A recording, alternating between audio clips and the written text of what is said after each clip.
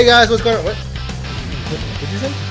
It doesn't matter what you said because we are back with Geekin Drinkin, episode 30. I hate you. Yes, 30. And that's how it's gonna start. This is we are finally back. We've been gone for what, like about 2 months. I haven't released anything for about 2 months. Even 2 months? Almost. It's getting there.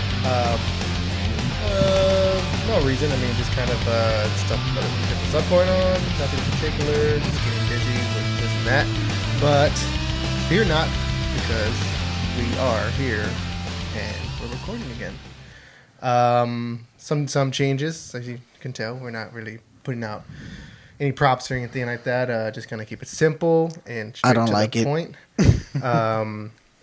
And we are just down to 2 of us now. I feel like I'm missing something. Yeah, we're just down to 2 of us now. It's just me and Steven doing the show. Matthew and Ernest are busy with life. Well, actually, Ernest kind of killed my cat, so we're not on speaking terms anymore. What? Yeah, Matthew helped him. It was an elaborate plan. They did it, and I know they did.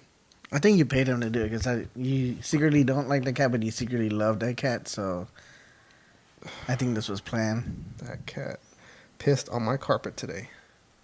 Anyway, no, but Ernest is busy with school and work. He's also getting married in a month, so that's keeping him pretty busy. You could visit Matthew at Alamo. He is now bartending and serving up drinks there at Alamo Beer Co. So go pay him a visit, and he'll give you a really, really foaming beer. That was funny. Actually, I went over there, and he was pouring me a beer from the tap. And his tap exploded, like it just exploded on him and like went everywhere. And he's just like, he told me, he goes, "That was embarrassing." Yeah, it was. But yes, I'm sure it was. Me and Steven are here with episode 30. We are back. We're doing these episodes, continue to do them like we used to. Like I said, we were just on a little hiatus, but we're back. Going to be giving you same Geekin Drinkin show, a little different content. We're not gonna, usually before we would kind of like tackle current events that were happening, this and that, but I think now we're just gonna talk about whatever the hell we want. We'll still talk about stuff, that big news that happens, like I've seen Joker. I know you haven't, and we won't talk about it because you haven't seen it. It'll be soon, very, very, very soon. I'll be going watching that. I've been hearing a lot of good things about it. Been super excited to see what's all going on, what's all happening out there. It's good. Like I said, it just pretty much, everything that you see on social media is Joker. Joaquin Phoenix, yeah. Joker, Todd Phillips. My screensaver on my phone. Screensaver on your phone. It's a good movie, and like I said, we'll hold off on that discussion until next episode when you get a chance to see it and kind of further deep dive into it. Yeah, let it digest a little bit. But going back to, But speaking of clowns, you have seen It Chapter 2. Oh, yes. And that'll tie into kind of what we're going to be discussing today, which is kind of... we'll get into it. We'll get there when we get there. First things first is what we're going to do, is what we always do. Drink some beer. And we are coming back with friends of ours from Fourth Tap Brewing Co-op. And we are drinking 13th Floor House of Torment Pumpkin Ale. Have you ever had a pumpkin ale? I never really had a pumpkin ale. Oktoberfest, but Oktoberfest is totally different. Actually, pumpkin ale, I've never really had pumpkin ale. I'm not really too fan of I know this time of year it's a seasonal beer, and I know. That's the other one. St. Arnold's makes one. There you go. Usually around this time, seasonal, they come Oktoberfest. Pumpkin beers, pumpkin spice lattes, pumpkin this and that. And I don't really, I cannot stand the smell of pumpkin candles. It just gives me a damn headache. That's what's burning behind you. I wonder I have a headache. But I have tried this pumpkin beer, and it's good. I like it. It is, like I said, from Fourth Tap Brewing Co-op. I got some information right here. Hold on, give me 1 second. 5% alcohol. It's a pumpkin / yam beer. Some yams. And on their website, House of Torment Pumpkin Ale is a delicious beer inspired by the season as well as terrified hallways jam-packed with monsters. It's a refreshing 5% ABV with 240 pounds of fresh pumpkin personally roasted by our own pumpkin master. We couldn't be more excited to collaborate with one of our favorite Austin institutions. I guess that being 13th Floor, which is in Texas, is a haunted house. We have one here in San Antonio. Yeah, we have one here in San Antonio, even though it's one story. But not really 13. Not really 13 floors. Looking at the can here, it gives you some info, a little bit of info too. It's got like about the body of the beer. It's pretty full. Hoppiness is easy. The balance between bitterness and sweet, it's a little bit more on the sweet side. Which is, I mean, it's a pumpkin ale. It's a fall beer, good, so it's going to be a little bit sweet, not so bitter. Real interested how that's going to taste. I mean, to be honest with you, when I think pumpkin or anything pumpkin, I'm like, my mind for some reason goes straight to Harry Potter. I can tell you that's not pumpkin juice in there. Yeah. I know, right? Like, it was, I forgot what it was. But I know you're talking about that. Yeah. He's drinking that flask. Real quick, since we are drinking Fourth Tap, and a friend of the show, John Steckler, he just Steckler? I forget. You're confusing me now. He's in San Antonio and recently, and he did he was a guest on another local podcast that talks about craft beer. Go follow this podcast on Spotify, Apple Podcasts, and go follow his page on Instagram. It's the name of the show is the Beer Meadow Show Podcast. And this guy, he's been drinking craft beer for about 20 years, and he has a really good palate. He talks about different beers, and he describes the scents and the smells. He's really good at what he does, and I highly suggest checking out his show. Follow him on Instagram. He's a pretty cool dude, and hopefully we'll be getting him on our show pretty soon. We'll get on his show, either or. But go check out the Beer Meadow Show. It's pretty good. I like it. But I'm ready to drink this beer. Are you? Yeah. So I'm sorry. I was trying to look for something, but never mind. I can't find it. So here's to our friends at Fourth Tap, and see how this goes.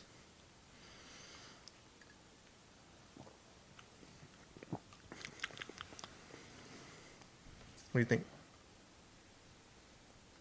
Good? Like it? This silence is great for podcasting. It's actually pretty good. It's really good. It's not the best. It was not exactly what I was expecting. I mean, you were expecting sweet, right? Like a sweet kind of like a... No, I mean, again, like when I think pumpkin, I'm just thinking like I'm just gonna taste pumpkin. Pretty much, it's all I'm gonna taste, and it's just that's not what I'm getting at all. So. Pretty good. Yeah, I drank this beer when I was watching it actually, and so it kind of reminds me of just I don't know. You ever like drink something or listen to something that kind of reminds you, puts you back in that mindset of when you were doing it. Isn't that supposed to be kind of Pennywise right there on the front of it? Is it? Right there. Oh, kind of. I mean, could be a clown. So yeah, but like I said, we are back and. Obviously, we're a little rusty at doing this. I don't know what to do with my hands. Yeah, I don't know what to do with my hands. But we're gonna be doing things a little bit differently. Like I said before, we would talk about current stuff that's happening, trailers. I mean, we'll still mention it. Give our thoughts about stuff that drops. But we're gonna be tackling different subjects each show that revolve around movies, music, TV, the same old stuff. But just kind of doing kind of whatever, there's a movie that we want to revisit, we want to go see, we'll go, we'll see it, we'll come back to the show and talk about it or something, So I thought since, we're kind of jumping back into this, you could say it's a bit of a reboot kind of the show.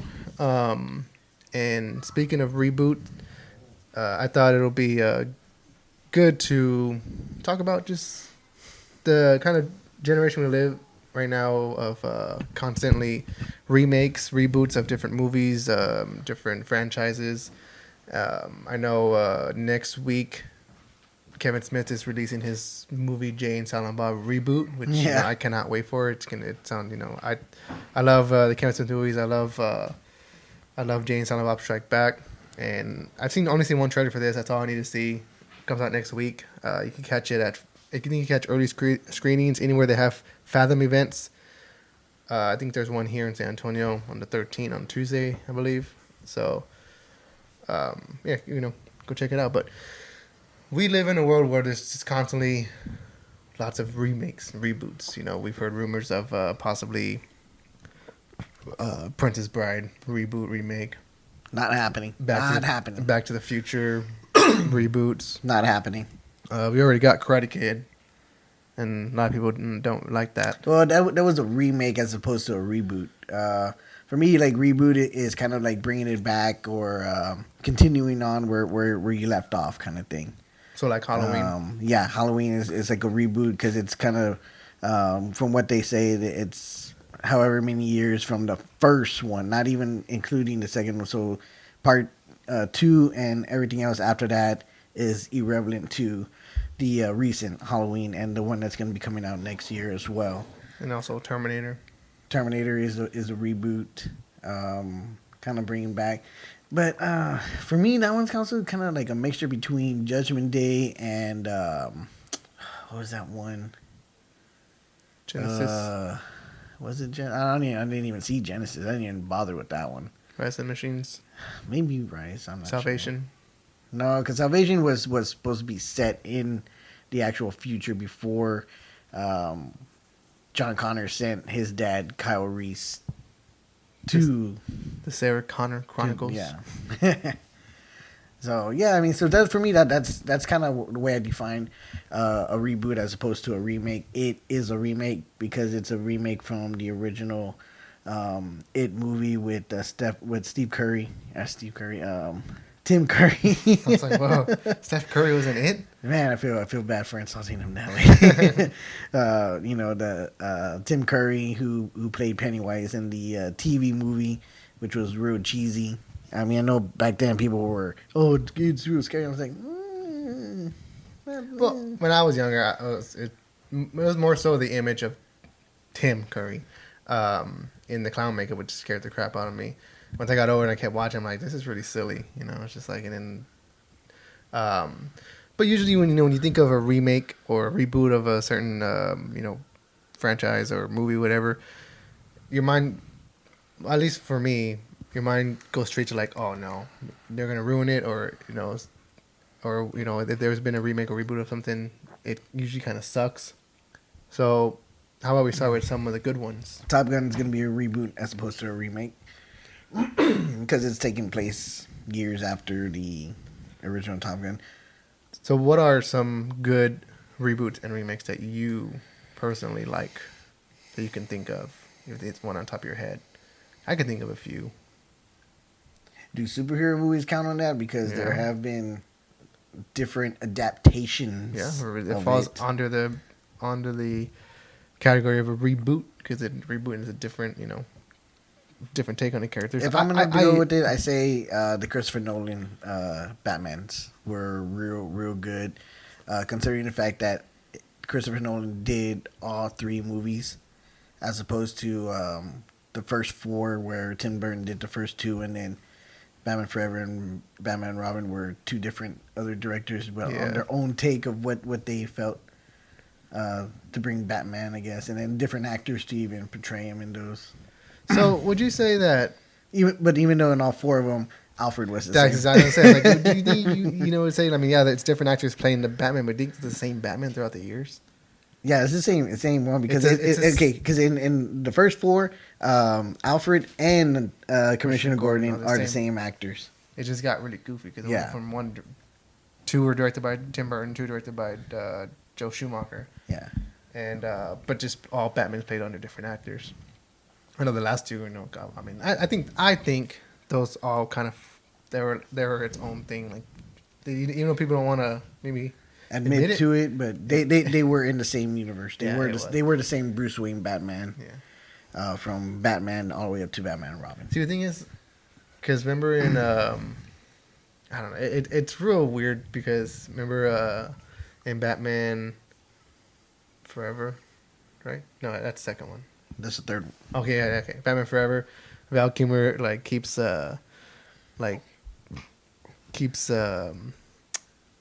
remembering his parents' death, and it wasn't the same as it was in the first one. The first one, when Jack Napier, what was his name?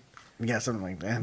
That weird Jack looking... Nicholson's character, Joker. Is that Jack Nicholson who played that character, or is it someone else? Okay, so it's supposed to be a younger version. Yeah, of but him. it was someone else playing. But it was the same character that Jack Nicholson was playing in Batman. Well, yeah, but it's a different actor. Okay, yes, okay. That they're trying to make a younger version of Jack Nicholson, trying to make which him was look like totally weird. And it was that smile. It was kind of creepy. That thing haunts me for the rest of my life. You ever danced with the devil by pale moonlight?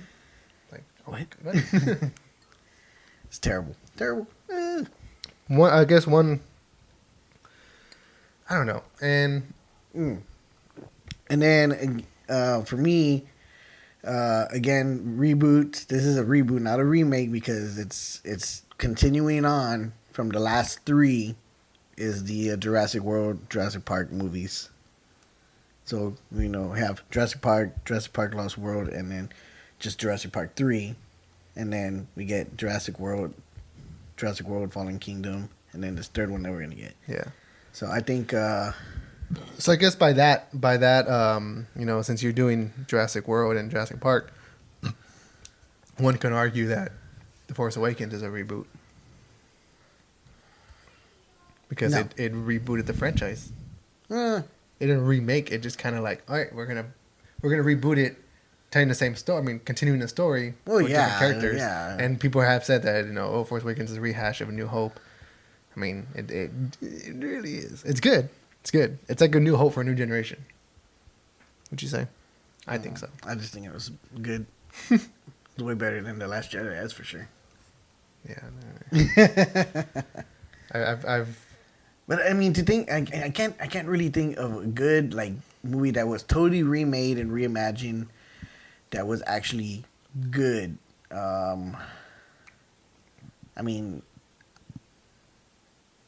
It's easy to say that it is good because they made it for the movies, and then the ratings it got, the R rating it got, compared to it being a TV movie, and we had to they had to comply to the TV ratings itself. So I don't know, what would you say? What's one that you would say? I mean, my mind always goes. I mean, it kind of sucks because you just said it goes back to it. I'm really trying to think of one. I had it in my head. Now I'm on the spot and I can't think about it. This is why you need to write shit down, mate. This guy. This motherfucker. Okay, if we could think of a good one, we'll bring it up. Okay, well think. But bad one. I can't be sitting here quietly thinking. It's not good. It's not good. They're waiting. Ding, ding, ding, ding, ding, ding, ding. We'll just take long gulps of our beer. We're drinking our beer. We're chugging it. Yeah, you can hear kids in the background. It's ghosts in Steven's house. It is Halloween, and there is a little creepy kid that haunts this house, so no lie. Even though my wife doesn't believe me, but it is there, and my son has seen it too, so. Man of Steel. Is that a remake? Yeah, well, I mean, but the thing is it's what sucks about it. Okay, so you have the Christopher Reeves Supermans, and then you have the Brandon Routh. Ralph. I can't even say his last name, but you have his Superman, which is a continuation from the Christopher Reeves Supermans. So that's technically a reboot, or attempted reboot. And then you have the Henry Cavill. Why can't you say these names, dude? I don't know. I'm terrible with names. I had to be told someone's name like 3 times for it. Henry Cavill to stick in my head. But anyways,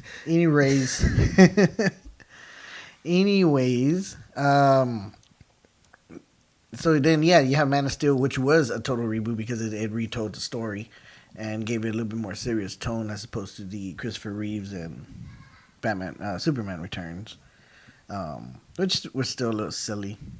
Yeah, I never seen it, but I was just like, it kind of like turned me off. Just seeing the trailers, I'm just like, I guess at the time too, I didn't really care. I don't even remember who played Lois Lane in that one. I do think it's cool that they're bringing him back for Infinite Earth. Yeah, Infinite Crisis. Infinite Crisis. Infinite Earth Crisis. I don't know. Whatever. It's the CW. But they're bringing back the guy from Smallville too. Yeah, they're bringing the guy from Smallville back, and then obviously Brandon. You know, when like he played. Who's the actor who played in Smallville? Tom Welling. Which is going to be kind of cool because he's actually going to be wearing the outfit. I never seen Smallville, but from what I hear, is he never donned the S on Smallville. So this is going to be like the actual first time that he's going to like represent Superman like legitimately, which I think this is pretty cool for those fans of Smallville. Have you seen Jungle Book, the new one? Yes, that could be a reboot because it's a continuation of it, but it's like it's years later. It's like a decade later, and they do mention the characters in the first one, or at least one of them, and it's just a different. Are you talking iteration. About the one that John Favreau did? No, that's Jungle Book. I'm talking about. You said Jungle Book. Did I? Yes.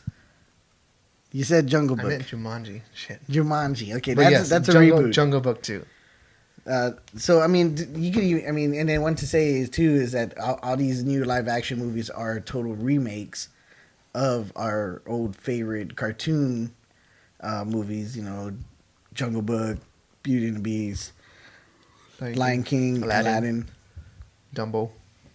Actually, I don't think Dumbo was a total remake. I heard from what I hear, it was kind of like a reboot. What's the difference then? Huh? Like it's continuing the story? Yeah, it was a continued story. I mean, don't you think the elephant would have grown up by now? I don't know. I mean, would they still set it in that time period just because it's made so many years after the cartoon? I like how we're talking about a movie neither of us have never seen. Which kind of sucks because you have Michael Keaton, Danny DeVito, Colin Farrell. Yeah, and then not to mention Michael Keaton and Danny DeVito teaming up with Tim Burton again. Yes. The last thing they did was Batman Returns, 1992. So silly. I don't know. I really dig that movie. I really liked it, but it was after watching it again one time, I was just like his hands. I hate his hands. Just like why they like just separate? I don't know. I think when he does the bat. it's so ugly. Like, ugh. And then when they feed him the fish, he's just there eating it. Oh, God, it's so gross. It's weird. It's weird. I don't know, but a lot of people say, "Oh, like, he scared me when I was younger watching him." Yeah, he really did scare me when watching that movie when I was younger. So what do you think about the beer? You like it? It's definitely good. It's definitely, dude. I drink my beer slow. What's wrong with you? I appreciate it. I don't. Let's take a moment. What's wrong with you? What's wrong with you? What's wrong with you today? What do you mean? What's wrong with you? What's wrong with you? You seem off. I'm always off. I know you're off at work today. Yeah, that was awesome. Took you how many times? How many tries to watch that movie I told you to watch? 3 times. Did you start it over? No, I just continued where I left off. I remembered where I left off. So the movie that we're talking about is Between Two Ferns with Zach Galifianakis, the Netflix movie. I mean, it was funny, but you gave it such a high expectation that I was expecting to be laughing my ass off. I was. I did not really laugh my ass off. Not as much as actually just watching the episodes on YouTube. The interviews were because the interviews were freaking hilarious. So for me it was like they could have just done this on but YouTube. the whole Chrissy Teigen thing was pretty funny. I mean, it was funny, but it was it was funny afterwards when John Legend and then he just keeps the whole time just keeps pulling money out of his wallet, he just keeps pulling money. Like it's just like, where's he getting all this money from? Like he just keeps he just keeps pulling money out, and after a while he's like, yeah, we're out of money. It's just like, well, no shit, you're spending all this damn money on rooms for everybody. It's Will Ferrell was really not anything in it either. He wasn't. He was an exaggerated version of himself. Really over exaggerated version of himself. I kind of expect that from him though. I don't know. Again, I expected to be like totally like, oh god, this is freaking hilarious. And it was funny. I think I laughed more at the bloopers than I did the actual movie. The bloopers pretty funny. I just like I just like the part where he's talking to John Legend. He goes, so you're part of La La Land. How does it feel to explain jazz to black people? Just the questions like he asked, I'm just like, wow, like, like what did he ask? Who is it? Okay, he has John Legend, Matthew McConaughey, Brie Larson, Tessa Thompson. I like how you put Peter Dinklage. You put Pete R. And him too. Like he's just like, oh my eggs. Like he has that painting. He's like, oh that's my Warhol. He's all like, did they have LaCroix back then? Yeah. LaCroix. It's just like, what? He's so douchey in that movie. It's so funny. So he is funny. Why didn't I get guard dogs? It's okay. I still got $1.2 million in my savings account. Like, what? He's all like, these are my Frappuccino eggs. You know what's even better? The egg carton. Just like, what?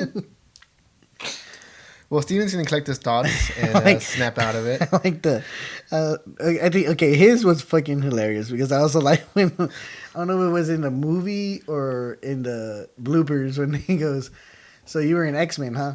You know who was my favorite X-Men? Kristen Jenner. Who's he talking to when he said that? He's talking to Peter. Oh, he was an X-Men. Because he was in Days Future Past. Yeah. And Matthew McConaughey. And then he had Keanu Reeves on him. Keanu Reeves. Yeah. God, what else did he have on there? So how does it feel to know that you're not a real good actor or some shit like that? And he goes, well, I'm acting like I'm pretending I'm having fun here. Okay, we're gonna take a quick break. Paul Rudd. Oh, Paul Rudd. Aunt-Man. We're gonna take a quick break and we'll be back after a little while. Yeah.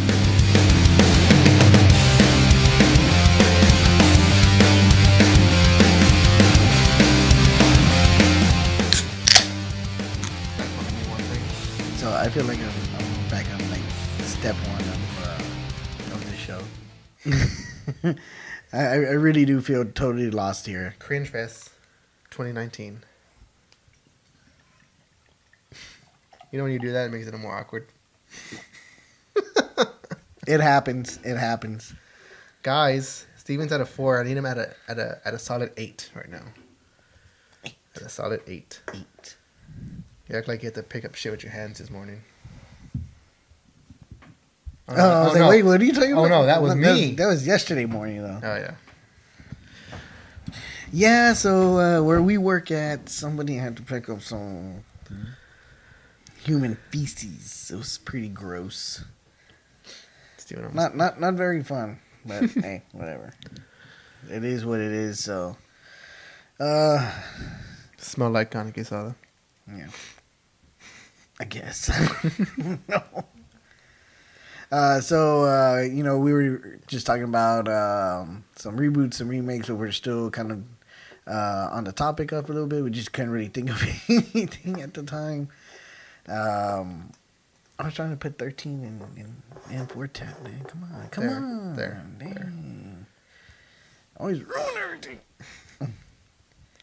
And then we were also just discussing Between Two Ferns with Zach Galifianakis.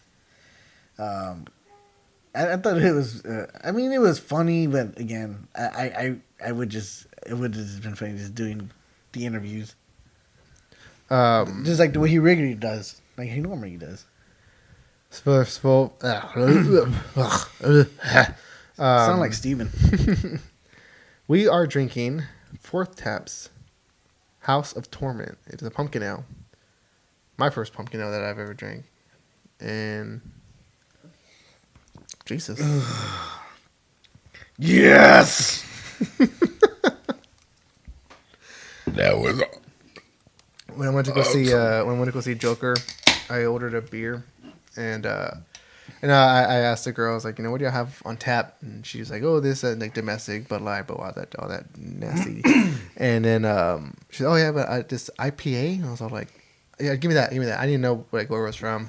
We have this. I don't know. It says IPA. I don't know what that is. And it was it was real cloudy, like and it smelled beautiful.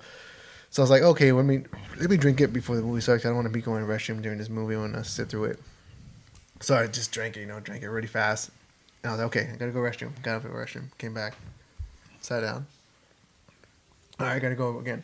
Stood up, I was like, whoa, like I forgot I was drinking IPA. I don't know why I drank it so fast, but man, that shit hit me so bad. I was like, getting old. I told Roxy, I was like, I think I'm drunk. I might be a little bit. I don't know what's going for me.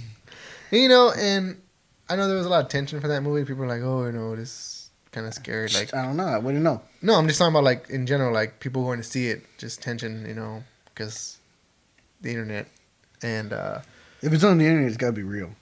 But, I mean, not once was I, like, scared or, like, looking to the door or whatever. It's just, like, I was locked into the movie and, finished. I was like, okay. Yeah, but, I've caught myself doing that, and I've even caught myself doing that even in, like, a Pixar movie, a kid's movie. I mean, you just never know when some shit's going to ever happen. But I understand why people were a lot more concerned during this feature, this cinema. So, but, I mean, I just don't know how else to put it, but other than, shit happens, it sucks, it's very unfortunate. And it gets people in some type of little frenzy that they always gotta voice out their opinion, and which is cool, but you don't always have to be so negative about every little damn thing. I mean, it's just real hard, especially in the world and the time that we live in now. It's just so. I mean, it's pretty much like a common thing now, which sucks. Yeah. And, like, I forgot what I was going to say, but, shit can, like you said, shit can happen anywhere. And it sucks having to live in that constant state of just kind of looking over your shoulder, fear and all that stuff. But, you got to find, I guess, the good in, whatever you can. So it's one of the things why we do this show. I mean, just, go, always be cautious wherever you're at, no matter where you're at, movie theater, restaurant, grocery store, anywhere, but, also just go out there and enjoy yourself.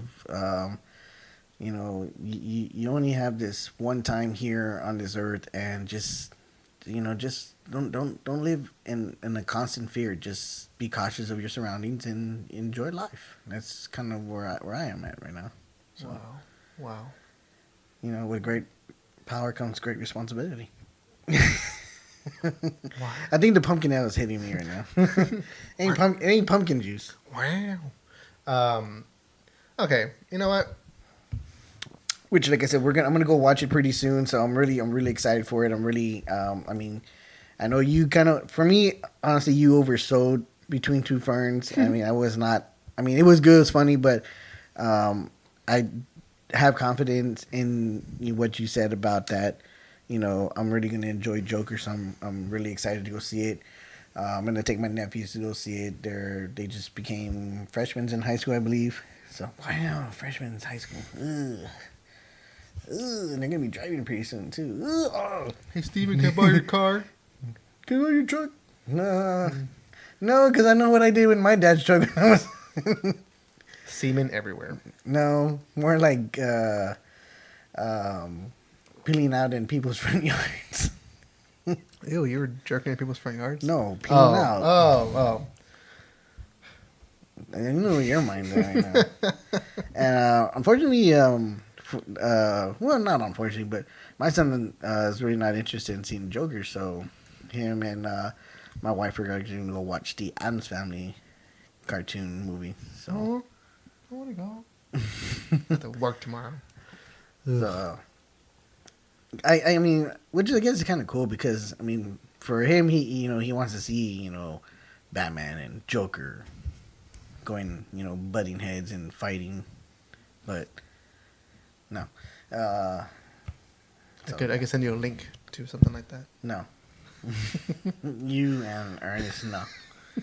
No. What are you doing, step bro? So. Whoa. Inside jokes, you won't get it. Yeah. You won't get it. Okay, so we've been gone for about, like I said, 2 months. You know, is there anything new you watched that's kind of stuck out to you other than it? Oh, we just recently started watching and finished Undone with Rosa Salazar and Bob Odenkirk. You did it! Steven said the names right. I practiced that one. We started it, and I kind of got bored. What? I mean, which one? How far did y'all get? Episode 1. Okay, because I was gonna say episode 1 did really kind of start off slow. It was bombing. I was just like, I was but so bummed out. Dude, right after that, dude, it gets like I was kind of like I'm gonna start watching it again because I'm still a little confused, but just a little spoiler alert, it does leave you on a cliffhanger. So the way it leaves you like that, I'm really hoping that they're gonna get approved or have already gotten approved for season 2. Well, maybe I'll try to revisit it. I definitely would. It was really good. I mean, also too, it really makes you like think and question yourself on a lot of things too. Like, holy shit! Like, also what? too, and like I said, I mean, I know it's good, and I'm not saying anything bad about it at all. It's just not really working with me. Is the animation style? It's not bad. It was it's a little weird. Bad. It was a little awkward, but it's just for me. I'm just like, it's because they actually the way they actually shot it, and then they like it was almost like it's like a Scanner Darkly. Have you seen that movie? Yeah, kind of like that, and it's like it's almost like if they shot it live action, and then they kind of put like a cloak over it that was animated, kind of thing. Because some of it looks kind of like weird, but I like the fact too that it's also based here in San Antonio. I was like, it's based in San Antonio. So it looks like an old San Antonio though, right? Yeah, because I was like, I don't recognize that building. Oh, there's the tower. There's the Alamo. There's Grand Hyatt. But where's the new Frost building? Who needs it? Oh, shots fired. Have you seen that building at night? It's so beautiful. It's so hypnotizing. And then another thing that we just recently saw and finished, like about a few weeks ago, was Mindhunter. Yeah. Dude, that was really, really good. We're about to finish this the final episode for this show that me and my wife have been watching. It's about to air, and the season finale for this new show that we just started watching. It's about to air too on HBO. Is it's like you said, this show watching, and I was watching the other show too. Well, because they're both HBO shows, so they come on the same day back to back. Ballers with the Rock. You like that show? Yeah, it's really good. It's like an Entourage. It's kind of like an Entourage. That's why I started watching that a long time ago, and I never finished it. And it's like the poor man's Rob Cordy. I can't remember what his last name is. Cordrain. I don't know. But those two are like awesome. And then you got Denzel's son that comes out in it. I think it's David something Washington. I think his name is Denzel's son. Denzel's son Washington comes out in it.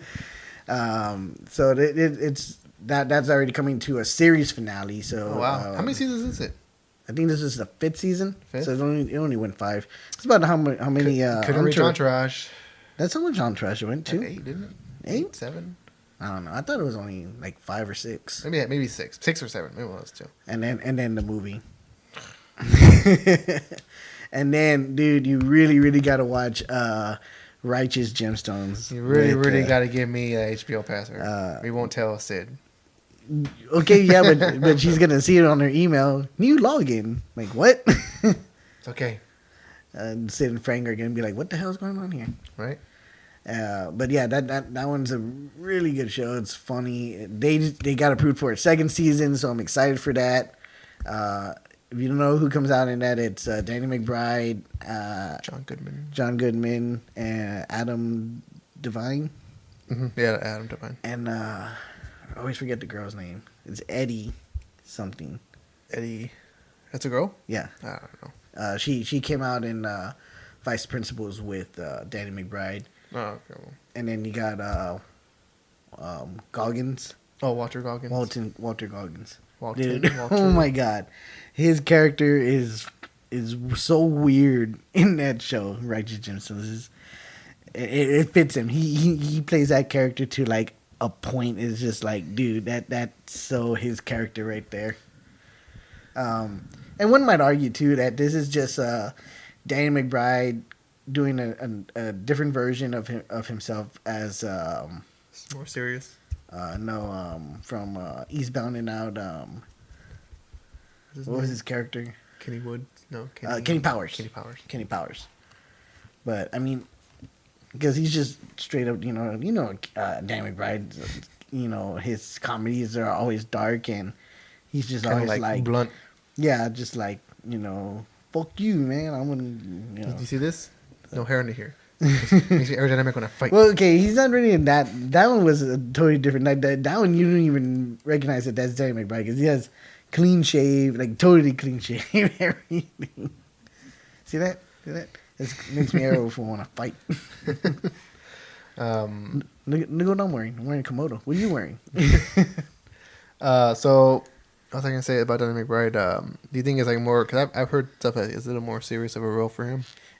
It's a little bit serious of a role for him, but it's still Danny McBride. I mean, it's still his like I said, his dark humor, his writing style, his approach of a character that he brings out.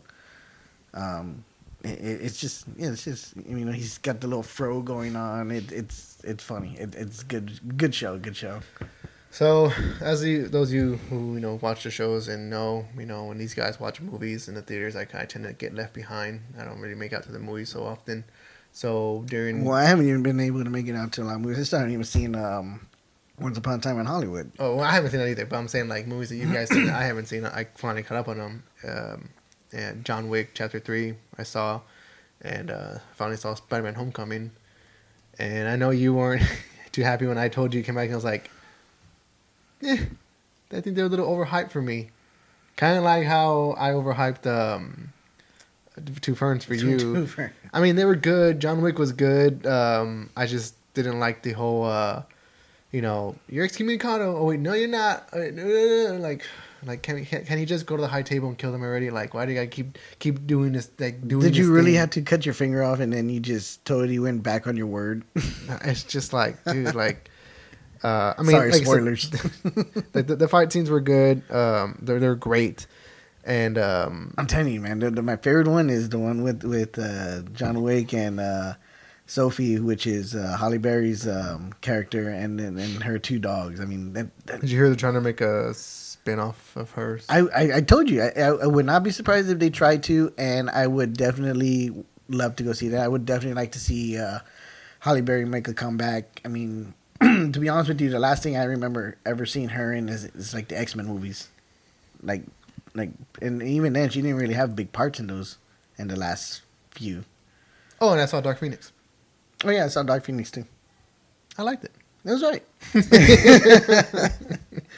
It wasn't as bad, but it was. I was not able to sit through great. it without turning it off. I sat there and I'm like, I thought you did. no.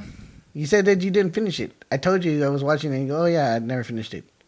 No, that was Shazam. No, I told you Dark Phoenix. Was it? Maybe. No, I just finished it. And then I know you didn't finish Shazam either because then there was that whole tweet about the that he posted with Superman, and you're like, what's going on here? That's Shazam.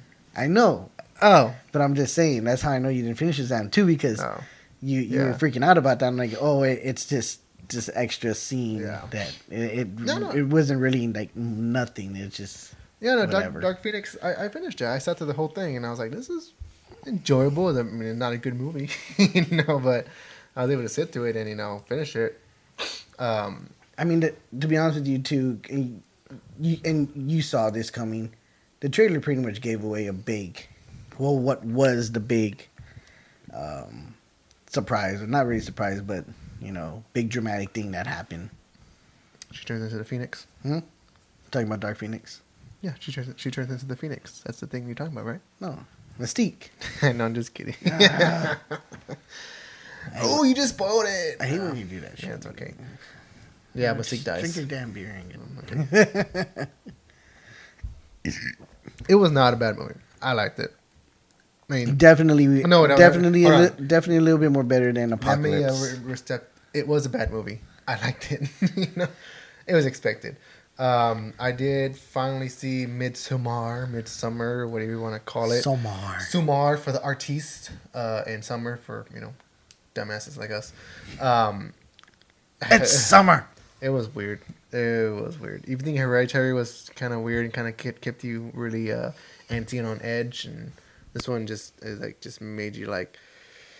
The whole time I was watching, I was like, "Oh, this movie made me feel like just weird," and I didn't like the way it ended. I still don't really completely understand it. If I'll watch it again, but not willingly. So I mean, I know about the movie. I knew about it when it was coming out, and I know a lot of people were excited when it was coming out, especially in some of the other podcasts that we listened to. But what was it really about? I never understood what it was about. Do you care about spoilers? Y'all care about spoilers? And this one, probably not, because I don't know when I'll be able to see this one. And honestly, I don't even think you probably would like it. I will. Okay, before I get into one thing I'll do, and I never even seen this movie either. The only reason why I just really wasn't into it because it kind of gave me a little vibe of The Village, M. Night Shyamalan's The Village with Joaquin Phoenix, which I never saw that one either, but I knew what the big reveal was too, and that's why I didn't really care for it. This movie's pretty much, it's about these group of college students. They go with one of their friends to Sweden, to this commune where he was raised, and they in this little commune. They have a little festival during midsummer, which is end of June, beginning of July, and weird shit starts happening, and they don't know what they got themselves into until it actually starts happening. And when I say like the shit they get into, it just gets really weird, and sacrifices, murders. Are they like a coven, like a witch coven? No, it's like not that? Witches. Or it's just like a cultiness, like a cult. I would say a cult, and but the way they like I made up that word, cultiness. I will say though that Florence Pugh, which is the same girl who played Paige on Finding My Family. Mm-hmm. Okay, remember Hereditary? Toni Collette, the mom, the way like she just her performance, the way she embodied it, just like she was really good. Florence Pugh gives that kind of performance in this movie. Like she is great. I don't know what it is because it's the same director from Hereditary and The Witch, right? Mm-hmm. No, I'm thinking of somebody else. I'm thinking of somebody else. The director for Hereditary and Midsummer is Ari Aster. I don't know what it is with him and putting people through like okay, that's what I was thinking. Like dealing with death in the worst way possible, like losing people unexpected. Maybe he has some. And maybe, but I remember Hereditary when the daughter dies. Spoilers. And the brother. No. Like in the beginning where the daughter dies. Yeah. And she's just like crying, and they had that scene where they just show her just crying, and she's just like really. You could feel the pain. There's the exact scene like that in Midsummer with Florence Pugh, and she's just crying. She's like, man, this is bad. Like it's good. I mean, it's good. Like the performances is all around good. The movie was alright. I like it in the sense that it made me feel weird. Like it just made me feel uneasy. That's why I like it. As far as like the way it ended, I don't really care much about it. I'd rather watch Hereditary again, which I did. To kind of correct myself, when I haven't even seen The Witch yet. I wanted to see that one, even though it's on Netflix. Robert Eggers, which is the director. The movie I was thinking of that's going to be coming out is The Lighthouse. Yes. William Dafoe and And Robert Pattinson. I just did watch The Witch because it's spooky month, so I'm trying to watch a lot of scary movies or horror movies or whatever. So I did watch The Witch, and that one is it's uneasy. See, that's what I heard. That's why I want to watch it. I want to watch it because it's uneasy, and that's why I didn't really. I mean, I can't say I didn't like because it did make me feel what I want to feel with Hereditary. It's like, oh, it made me feel cringy, and that's kind of what I want to feel. I don't know. I love movies that do that. Like it's just like I just want to be like, yeah, I just like like I can't either go in there. Like I love movies like that, and yeah, I think you would like The Witch. It's a slow burn, but it's a good slow burn. And when it gets there, you're like, yeah, it's just like, ooh. And I love Anya Taylor-Joy. I love her. So I mean that is a plus. I really want to go see The Lighthouse though with Robert Pattinson and William Dafoe. I mean, when I saw that first trailer, I was like, "Ooh, this!" And then the fact too that he shot it in black and white, and it's just them two. And I mean, the eeriness of it that you get, it looks pretty creepy. So I'm like, "Ooh, this looks interesting." Yeah. We see we're getting good. We're getting this going. I needed like about 2 of them in me, but I mean, well, this is still my second one, but still, you know. Little rough start, but we're okay. We're all good. How are you? Where's that from? Star Wars. I wasn't even listening to you, so. It's okay, middle child. I get it. So what do you think? Should we take a break right now?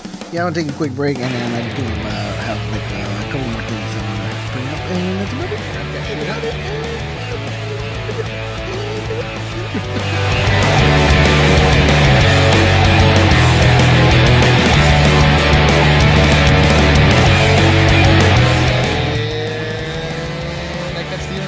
We are back. Yeah, why do you always have to do that? I like it when you do the intro at the very beginning, but why every single damn time? I'll give me a chance. I'll tell you, but I have to kill you. Whatever. So again, like we were saying, we are back on Geekin Drinkin, and it has been a while since we've recorded something. Yeah, I don't even remember what episode 29 was. What did we do? What was the beer that we featured? Come on. You can't think of it? No? Nothing? Because I don't know. I was trying to think of something clever to say, but I couldn't. Yeah, because you're dumb. Yeah, no.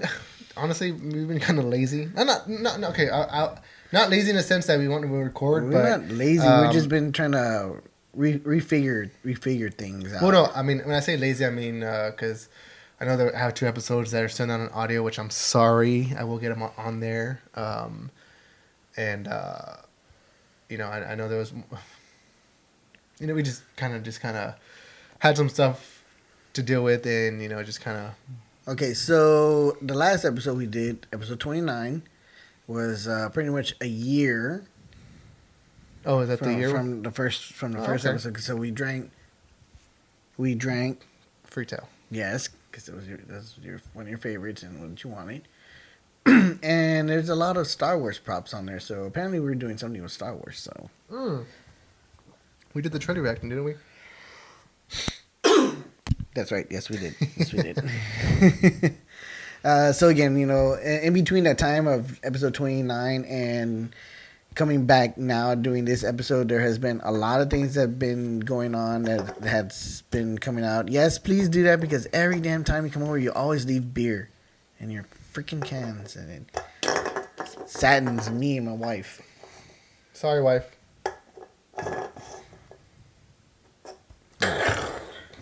This way. I think Matthew that one time. I kind of miss Matthew, but I don't. Ooh. But you could go catch Matthew at Alamo pouring some beers. Some foamy beers. That's so funny. So anyway, so like you said, what has between that time that we recorded and now, what has come out or what has stand out the most with you other than, you know, like Joker and things like that? And anything, music, comics, TV, movies, anything. Trailers, new trailers have come out. Honestly, music is probably one of the main things. Post Malone's Hollywood Bleeding album. I don't know why. I really really like it. So I listen to it whenever I just want to listen to something. So I just put it on whenever I'm in and just kind of. And not that it's a bad thing. What I'm saying is when I'm in that kind of somber mood, I listen to Cigarettes After Sex and just kind of they've been releasing songs gradually. Leading up to the release of the new album, which is coming out the 25th of this month. So I'm excited about that. But when they release new music, I'm just listen to it. But yeah, and honestly, I mean, just music. And if you haven't checked out Post Malone's album, or if you haven't heard Cigarettes After Sex, go check him out because I can't recommend it more. Did you see that thing I posted on Instagram the other day? With that gif of Ron Swanson with the headphones. He's just like yeah. That was good. Let's go. That's going. But yeah, I mean, honestly, it really just been music. I mean, oh no, okay, and you did mention this earlier, Mindhunter.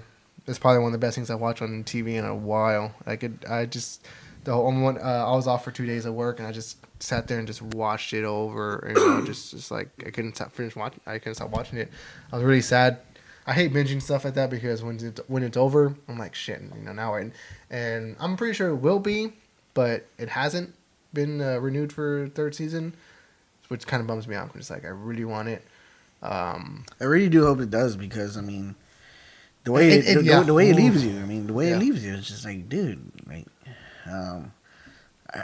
They have to. They have to. I mean, between then and now, there's been a lot of things that have got my eye.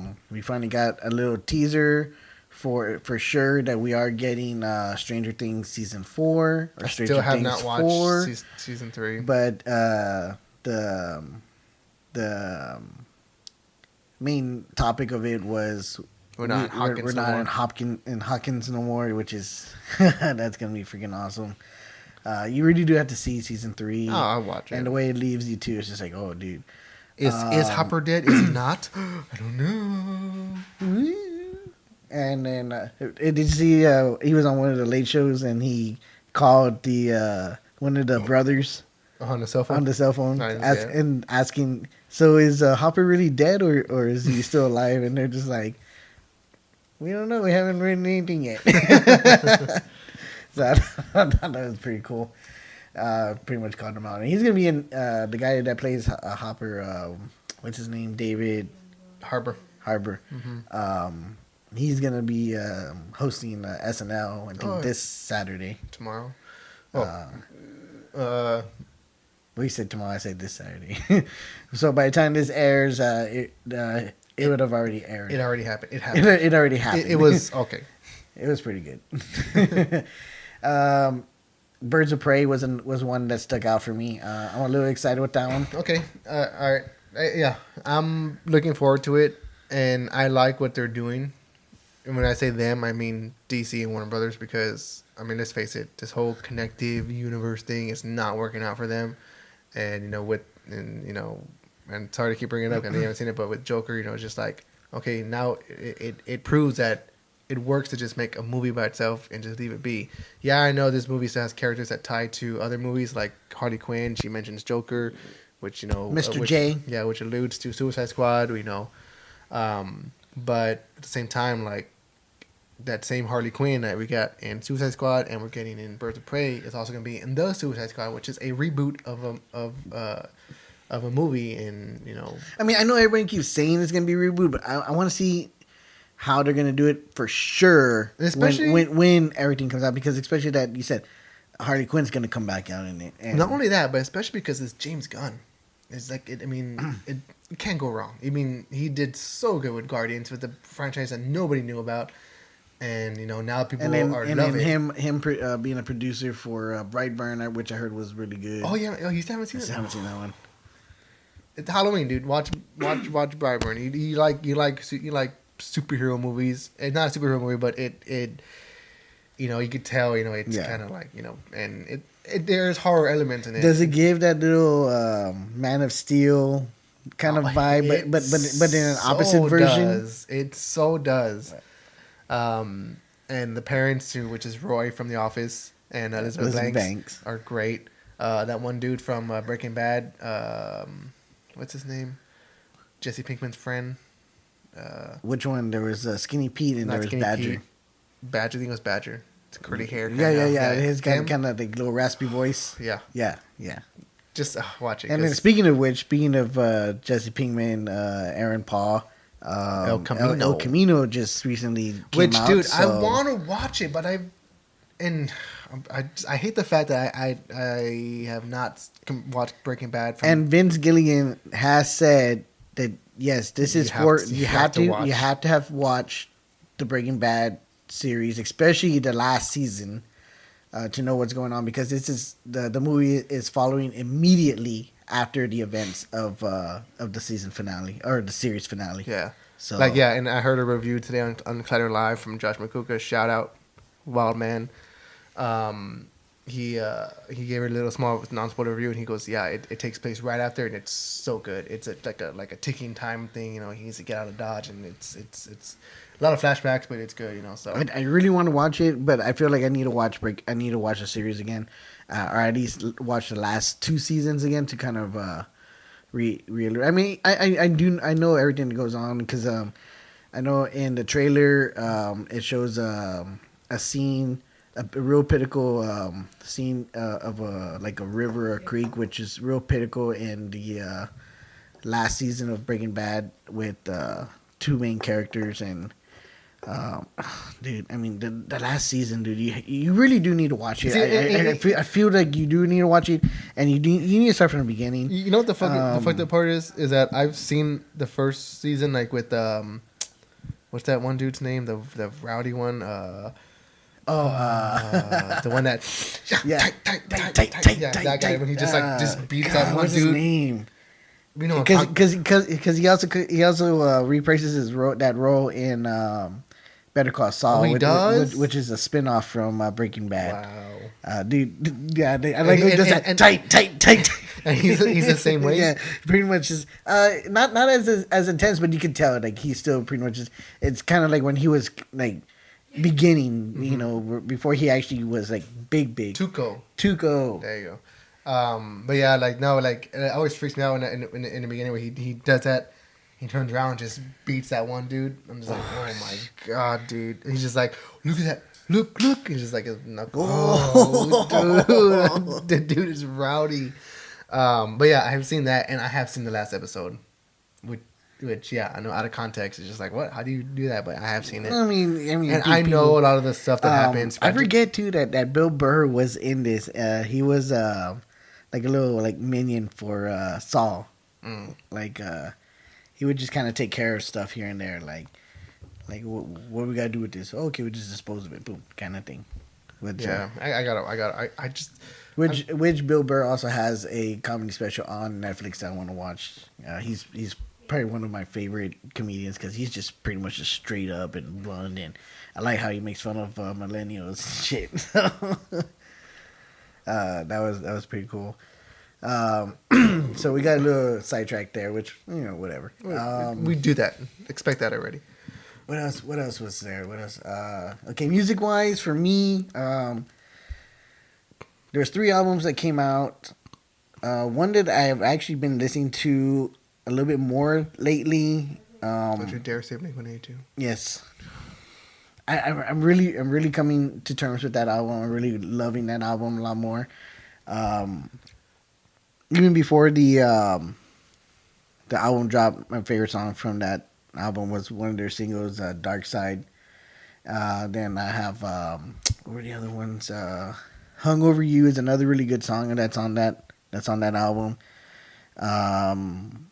Remember to Forget Me is another good one. And Don't Blame It On Me, which is the one that you showed me, and Heaven. Those are like my favorite songs on that album. And I was gonna tell you, you should really give it another. I know you're gonna hate when we're doing this. Matthew had a good tweet that I was like, that makes sense, and I little bro, you're speaking the truth right now. His tweet was, Let's have it. If Blink-182 matured their sound and also let Matt Skiba bring a bit more to the table, their new album wouldn't suck so much. Wait, what? Repeat? Let's see. If Blink-182 matured their sound and also let Matt Skiba bring a little bit more to the table, then their new album wouldn't have sucked so much. I'm going to disagree with that. I do feel that Matt Skiba brought a little bit into this one. I'll take your word for it because I haven't listened to the whole thing. And like you and Matthew, and the reason I take Matthew's word for it because like you, he is a big Alkaline Trio fan. And so when we talked about California, which was the album previous to this one, 9, I told you that that album reminded me that it was a little bit of old Blink, with some of the things that they did, and then those short, those 1 minute songs, those short songs that was it Built Your Pool or whatever, it was like. I want to see some naked dudes. That's why I built this pool. And, it's kind of like silly, something silly. That's why I said that was kind of like Blink going back to their kind of immature ways. Pop punk. Is what they were. But this album is way different from that album. But going back to that, like he said, like they're going back to pop punk ways. There's not one thought in your mind that like, oh, they're just doing it just to do that for that specific reason. Like, oh, we're still Blink, like. No, no, because not all the songs were like that on that album. There were some real like good songs that you could tell that they really matured. King of the Weekend. No, not really that one. More like God, what's the name of that song? It was kind of a slow one, like. Had it like a little of acoustic to it. What is it? And then with 9, it's really different from California, in my opinion. It does not have those short songs like California did. That those silly ones. Home is Such a Lonely Place. Like that was a real. Kind of slow song from Blink-182. San Diego was another good one, and California itself, from the title of the album. If you really listen to the songs, those are really good, and you can tell that those were a little bit more mature, I guess, lyrics you want to say. I mean, it's just kind of really hard because with Blink-182, with them, what they're doing, especially that they're not with Tom no more. May he rest in peace. Angels and Airwaves. I mean, because that was the thing too. When Mark and Travis tried doing Plus 44, they were trying to keep that same type of tone going with what Blink-182 was, and they for some reason failed with that album. Even though I liked that album, only one. Yeah, there was only just that one. One and done. They kind of failed.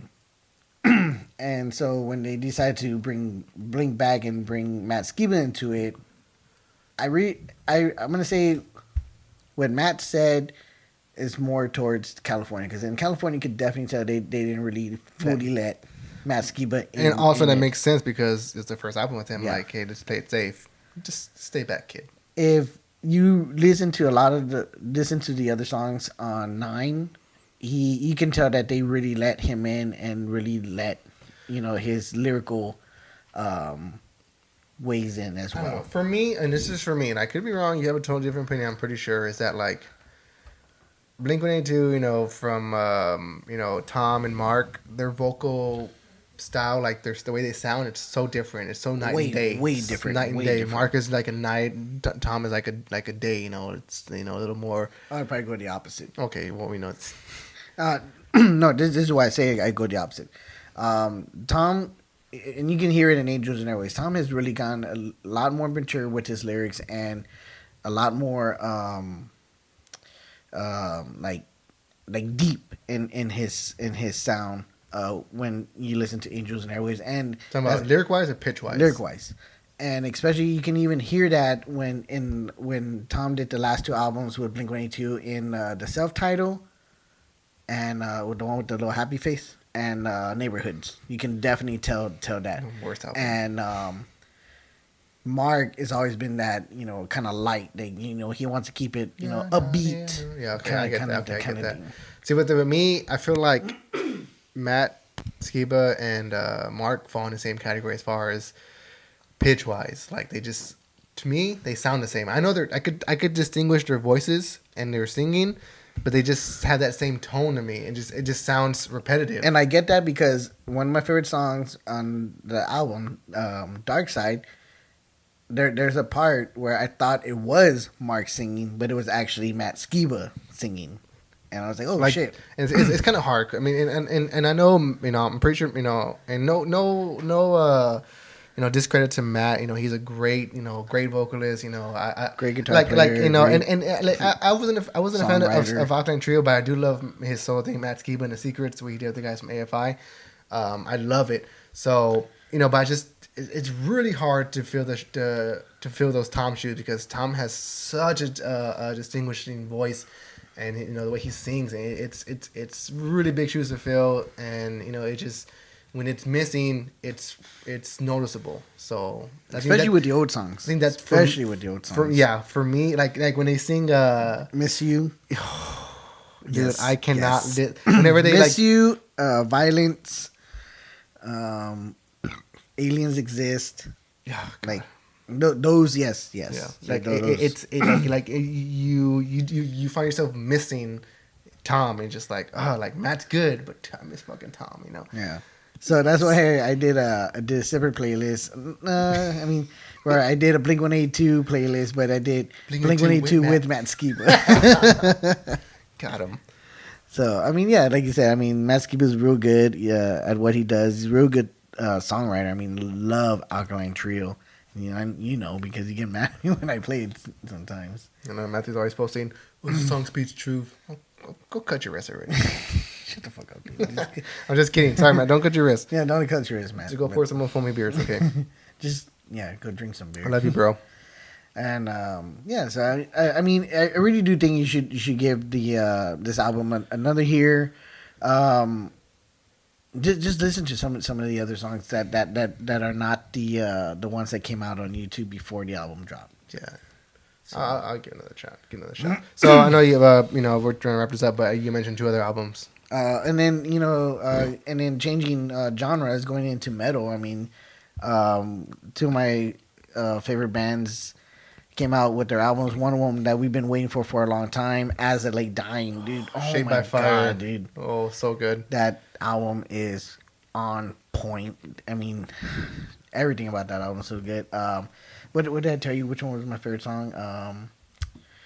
The Gatekeeper. The Gatekeeper. Oh, dude.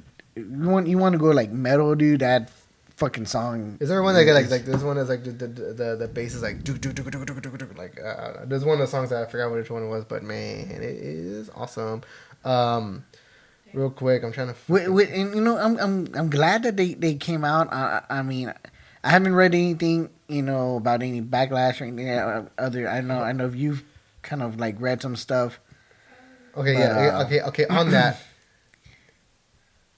fuck the vocalist from Cult of Luna, who says that he slammed As They Dying as cowards for bringing back Tim LaBeouf's.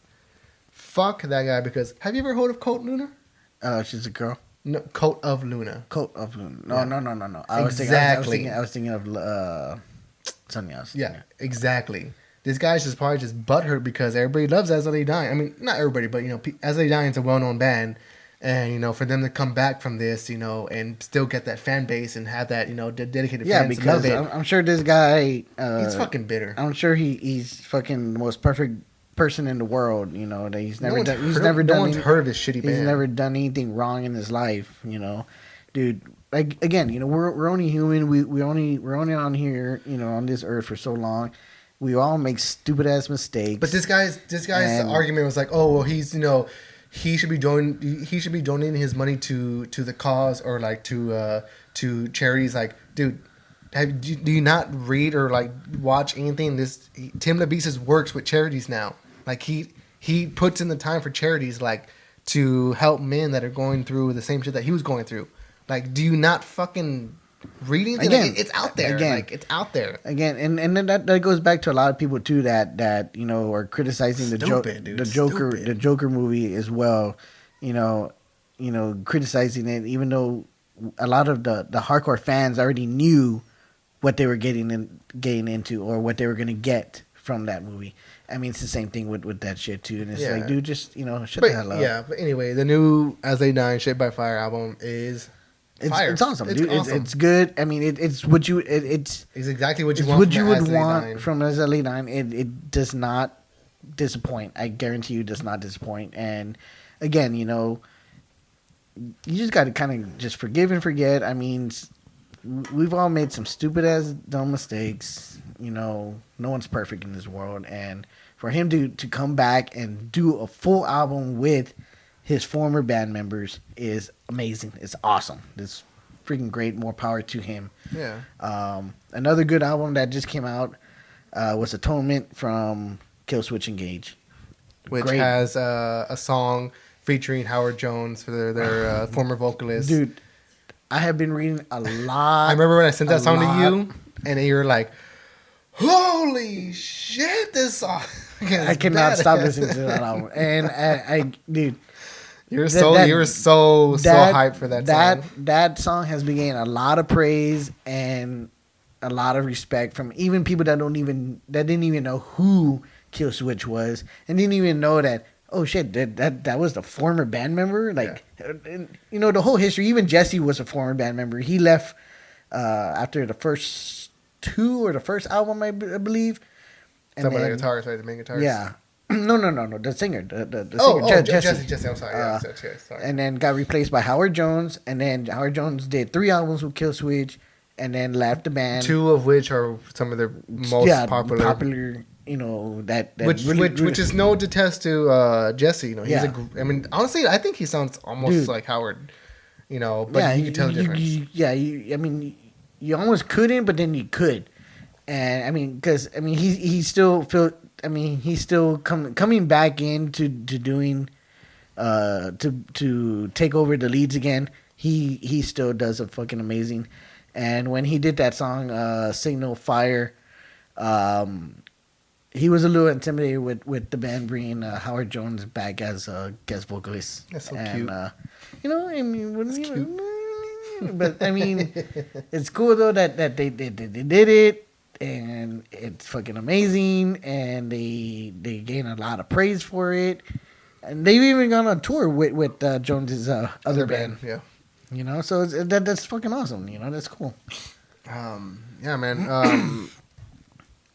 So I mean, I think we reached the point of this episode. I know we said we are gonna talk about one thing, we just kind of veered off, but fuck it. Like I said. This now what we're gonna be doing is just doing whatever we want to do. We're gonna come on, turn this thing on, and just talk about whatever the hell is going on. Don't expect no agenda, whatever, no rundown. We'll go over some stuff maybe that we want to talk about. But we just if we veer off, we veer off. We want to keep doing this show, and we want to keep bringing you guys content. If you're asking yourself, well, what can I do? Apologize if we were a little awkward at the beginning, but I mean, I didn't have enough beer in me yet, so. And sorry, I got a burp. If you ask yourself, what can I do to help these guys out? Like, comment, subscribe, share with your friends. All that stuff helps us out in a major way. Download the audio. Watch our YouTube. The video on YouTube. If you much rather reduce the audio, download it. Download the audio. We're available on Spotify, Apple Podcasts, Google Play, or anywhere you find podcasts. Just search Geekin and Drinking, and we'll be there. Follow us on Twitter, Facebook, but we're most active on Instagram. Quick shout out, go follow the Beer Metal Show podcast. It's a local San Antonio show. This guy does an awesome job. He drinks beers and he matches the beers to metal band. to metal music. It's pretty sick. So go check him out. He's awesome. Check out Fourth Tap. You could visit their site at fourthtap.coop, which is co-op. That's the website. Or you can follow them on Instagram, Twitter, Facebook, and check out, drink their pumpkin ale. And it's really good. If you go visit Fourth Tap Brewery in Austin, Texas, make sure you also get Backdraft Pizza. It's one of the most amazing piece of pies I have ever freaking had. That's so good. But we will be doing this more, so stay tuned for that. And until next time, we'll see you guys later.